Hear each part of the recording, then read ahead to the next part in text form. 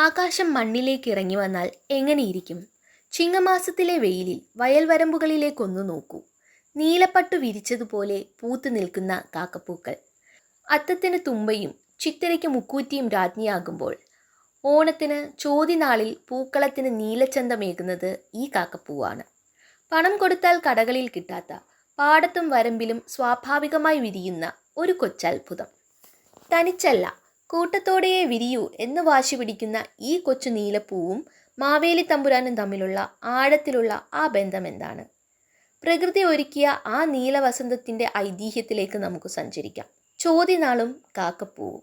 ഓണാഘോഷത്തിൻ്റെ 3-ാം നാളാണ് ചോതി. ആദ്യ നാളുകളിൽ വെളുത്ത തുമ്പപ്പൂവും മഞ്ഞ മുക്കൂറ്റിയും കൊണ്ട് ലാളിത്യത്തോടെ തുടങ്ങിയ പൂക്കളം ചോതിനാൾ എത്തുമ്പോൾ കൂടുതൽ മനോഹരവും വിസ്തൃതവുമാകുന്നു. ചോതിനാളിൽ പൂക്കളത്തിന് കടും നീലയോ പർപ്പിളോ നിറത്തിൻ്റെ ചന്തം നൽകാൻ പഴമക്കാർ ഉപയോഗിച്ചിരുന്നത് ഈ കാക്കപ്പൂവാണ്. ചോതിനാളിൽ പൂക്കളത്തിന് കടും നീലയോ പർപ്പിൾ നിറത്തിൻ്റെയോ ചന്തം നൽകാൻ പഴമക്കാർ ഉപയോഗിച്ചിരുന്നത് ഈ കക്കുടപ്പൂവ് അഥവാ കാക്കപ്പൂവാണ്.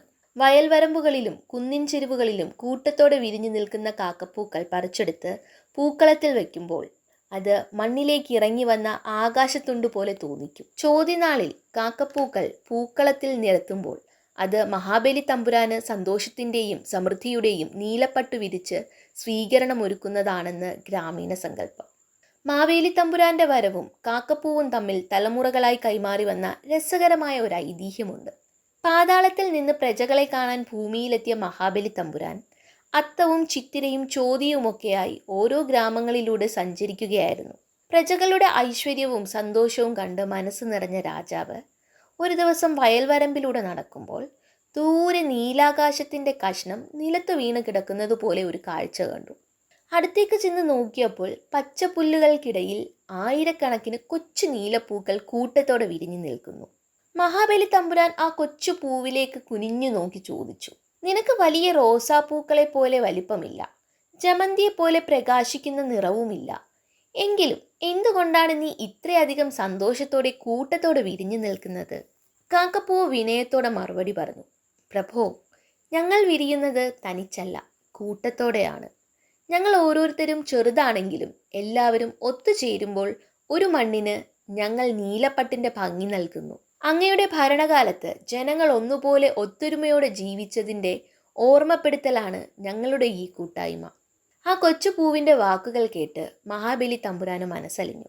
ഒത്തൊരുമയുടെയും വിനയത്തിൻ്റെയും പ്രതീകമായ കാക്കപ്പൂവിനെ അദ്ദേഹം അനുഗ്രഹിച്ചു. എൻ്റെ വരവിൻ്റെ ചോതിനാളിൽ നിന്റെ ഈ നീലച്ചന്തം കൊണ്ട് ജനങ്ങൾ പൂക്കളമൊരുക്കും. കൂട്ടായ്മയുടെ സന്ദേശമായി നീ എന്നും എൻ്റെ ഓണപ്പൂക്കളത്തിൽ തിളങ്ങും. അങ്ങനെയാണ് കാക്കപ്പൂ ചോതിനാളിലെ പ്രധാന ഓണപ്പൂവായി മാറിയതെന്നാണ് ഐതിഹ്യം.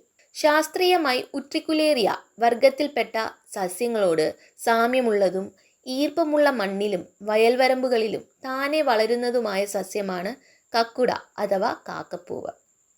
തൊടിയിലും പാടത്തും ഒരു പരിപാലനവും ഇല്ലാതെ തന്നെ വിരിയുന്ന ഈ പൂവ് ഗ്രാമീണ ജീവിതത്തിൻ്റെ നന്മയും ലാളിത്യവും വിളിച്ചോതുന്നു.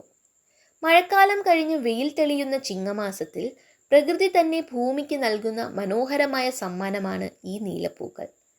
പഴമക്കാർ ആയുർവേദത്തിലും നാട്ടുവൈദ്യത്തിലും പ്രകൃതിദത്തമായ വിശുദ്ധിയുള്ള സസ്യമായി കാക്കപ്പൂവിനെ കണക്കാക്കിയിരുന്നു.